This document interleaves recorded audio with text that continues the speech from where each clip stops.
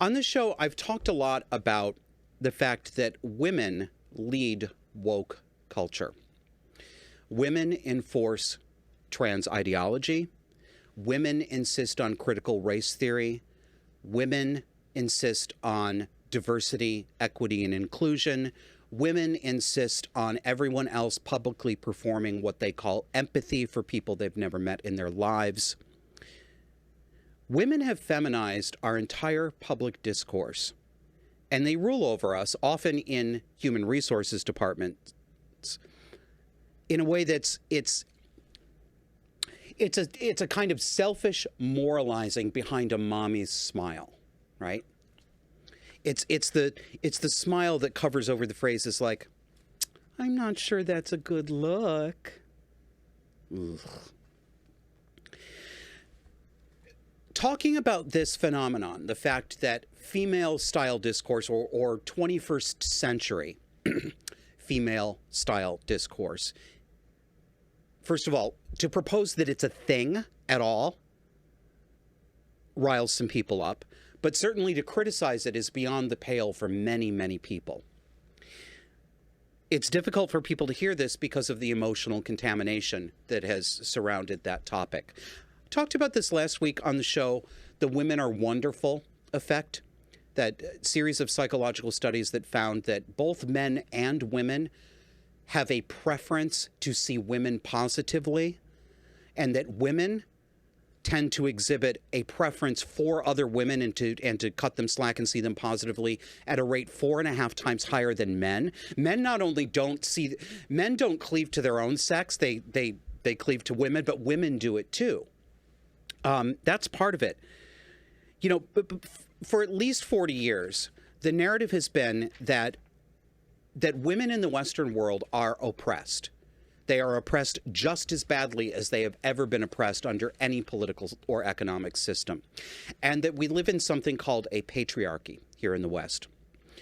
This has been drilled so deep into our minds that we object to criticizing women the very same way that women are allowed to criticize men.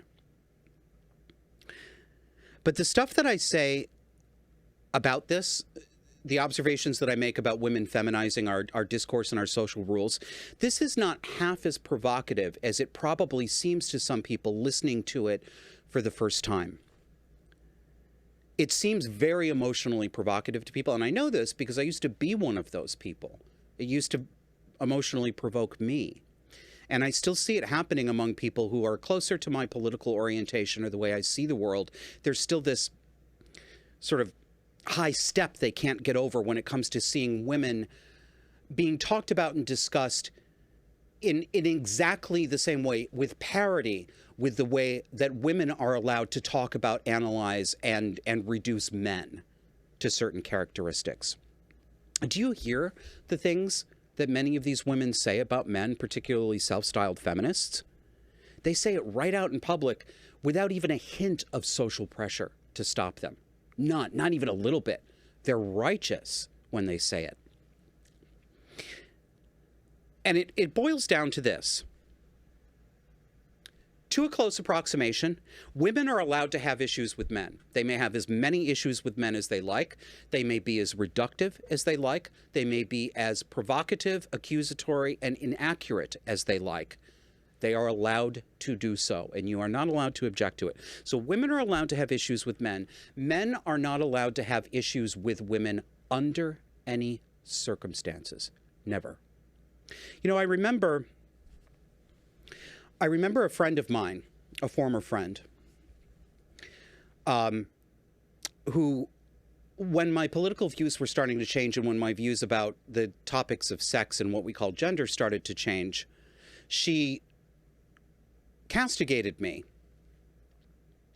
for a number of things and said that she was concerned about my behavior. And one of the first things she said was, what worried her was my anger at women. And that stung when I heard it. And I had the emotional contamination reaction. And yeah, the first thing I thought to myself is, oh my God, am I really a misogynist? Have I always actually been a misogynist? You know, just like my mother said I was. And then I started, this has stayed in my head for years. And if that former friend happens to be watching, you know who you are. That's astonishing. I'm concerned about your anger at women. As if anger at women were a moral sin. That anger at women is a reliable indicator that a man is getting ready to rape or kill women. That's the implication. Anyway, not much more to say about that. But Dennis Prager has something to say about this, and I really like this article. I want to share some of it with you. He wrote this for the Daily Signal. It was published on August 30th. And the headline is, "Women are disproportionately hurting our country." Dennis Prager talks about being an advocate for marriage from an early age, in his words, because men have to be taught to control their aggressive and sexual natures. And Dennis Prager sees marriage as a civilizing and constraining influence on testosterone-driven male physical and sexual aggression. And he has a point there. Whether you agree that marriage is a good thing or a bad thing, or it's the only or best way, is not the point. To me, the point is, Dennis Prager is correct. One of the things that we need to teach young men is how to control that, how to control their nature. This is a topic that is woven through this show, whether I talk about it explicitly or not. Humans have a nature. This is what the left objects to. The left is made up of tabula rasa people. They believe that humans are born, unlike everyone else in the animal kingdom, we alone are born complete blank slates, and it's all nurture that does everything to us. I believed this for a long time. It isn't true. As people like to say, it doesn't make any sense to believe that humans are the product of evolution, just as every other creature in the animal kingdom. But we humans were subjected to evolutionary pressure only from the neck down, meaning it had nothing to do with our psychology. There's nope. Men's and women's brains aren't different. La la la la la la la la. Sexist la la la la la. That's what you get. Well, it isn't true. Men and women, typically, on average, with exceptions and outliers, hi, I'm an outlier, have sex-typical psychology. It's a quote from Prager's article. Quote, "I also came to realize that raising good men was the most important thing society could do. If it doesn't, the male propensity to physical aggression and predatory sexual behavior will wreak havoc. Therefore, raising boys to control their natures is fundamental to society avoiding chaos." Agreed.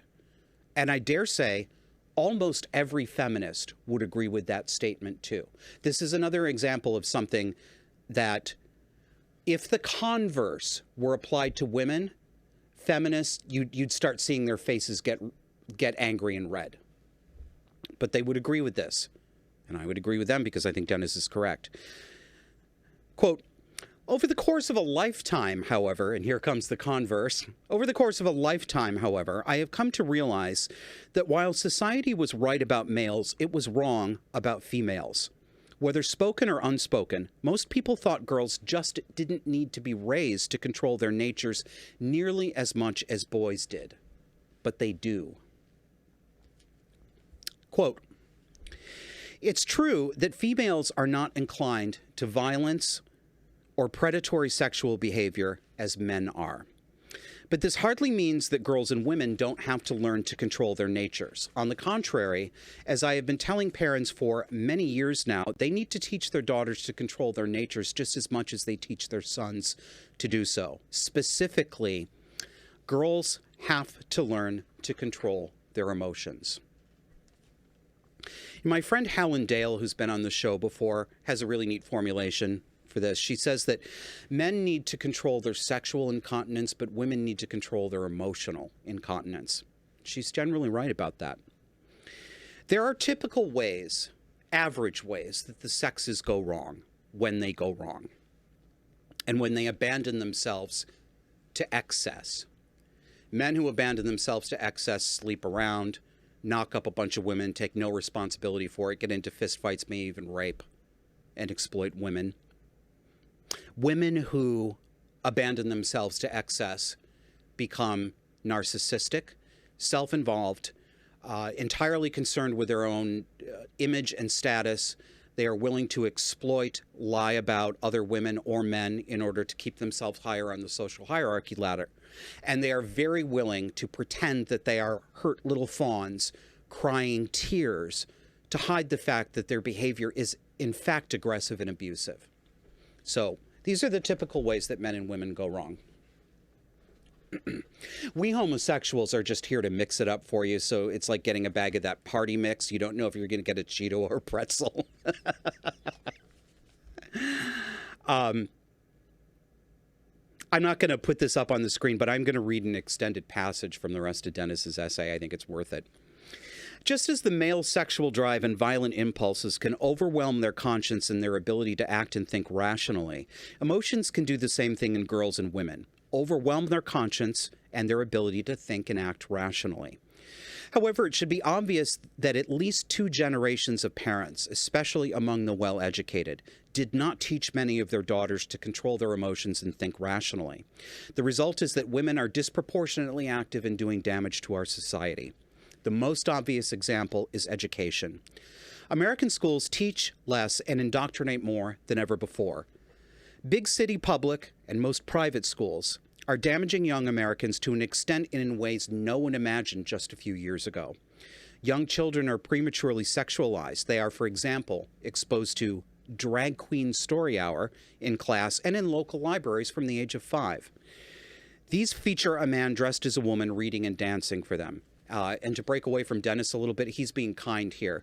It's not just reading and dancing. Most of these things look more like strip shows, and some of them actually are burlesque strip shows with tipping the drag queens. Back to Dennis's article. And who is facilitating all of this? In virtually every case, a woman. 92% of kindergarten teachers are women. 75% of all teachers are women, and 85% of librarians are women. Duh. And every single person knows it, including the feminists gnashing their teeth and rending their garments right this very minute. He says, and they are teaching young people to despise their country. For example, the creator of the poisonous 1619 Project is a woman. Yes, Dennis, and her name is Hannah Nicole Jones. They're teaching young people to despise their country, to feel guilty about their, quote, white privilege, or to think of themselves as victims if they are black. Even worse, they are indoctrinating them in, quote, non-binary thinking regarding sex and gender. He's right. And he's not the only one who sees it. I was surprised but pleased to see this article from Newsweek magazine. What's the date on it? It'll be in the show notes.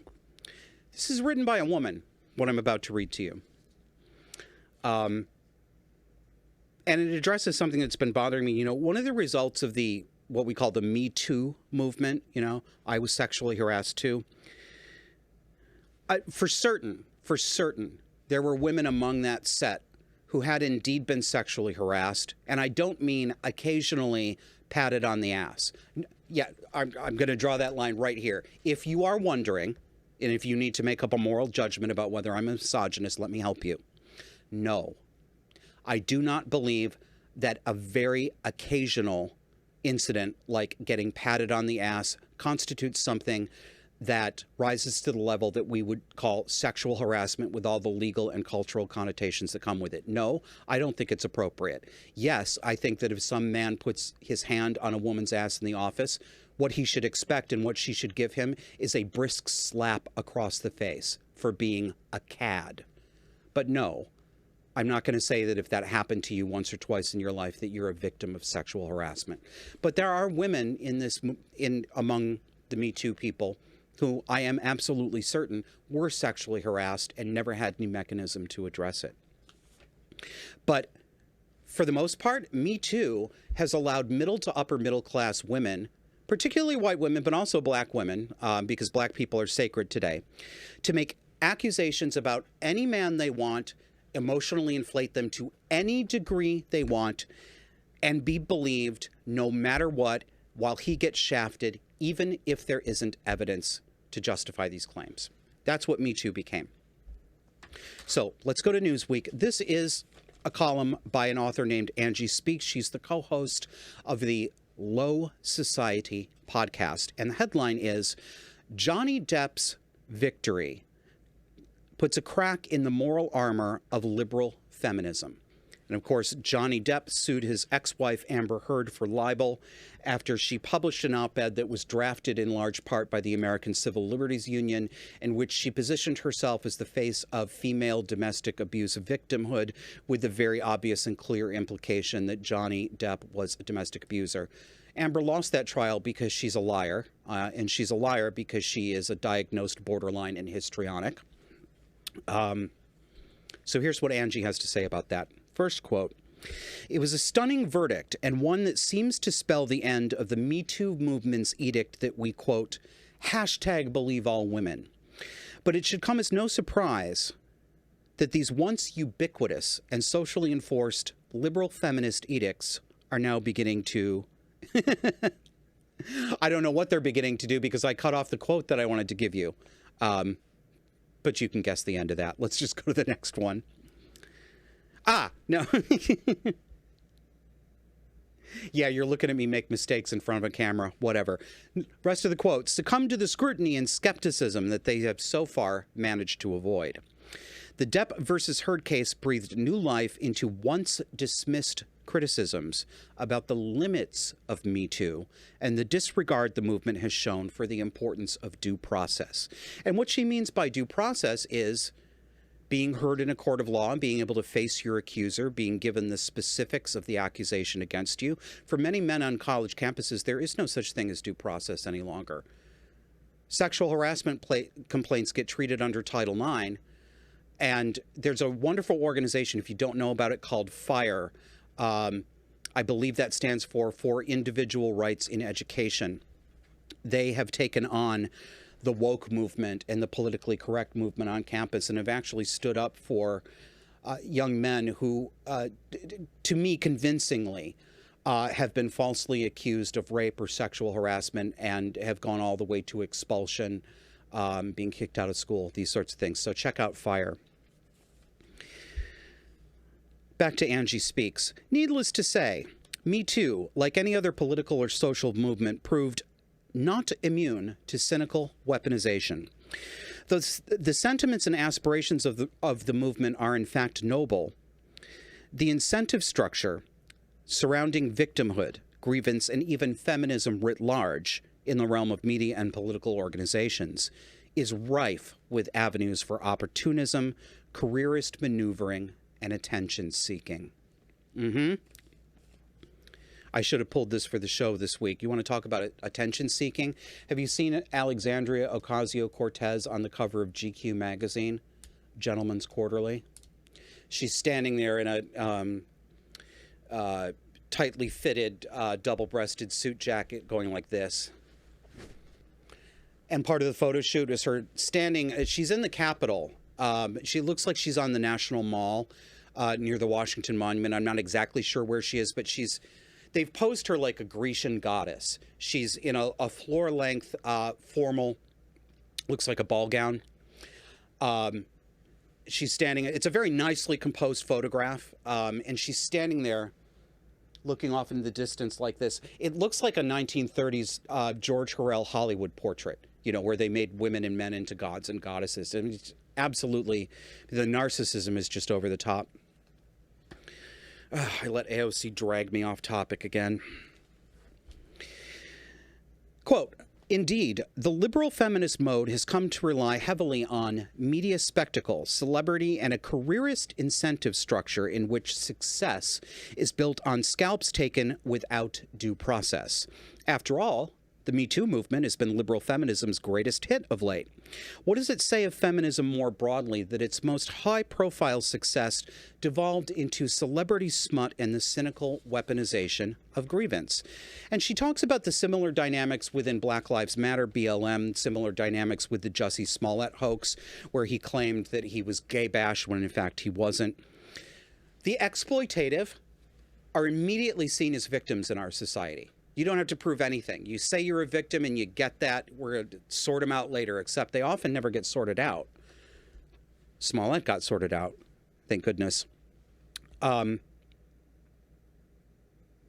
I was reading this on the Newsweek site, the very first comment caught my attention. I didn't even read the rest of the I mean, obviously nobody reads all the comments, but I just plucked it right away. It was from a woman named Lucy.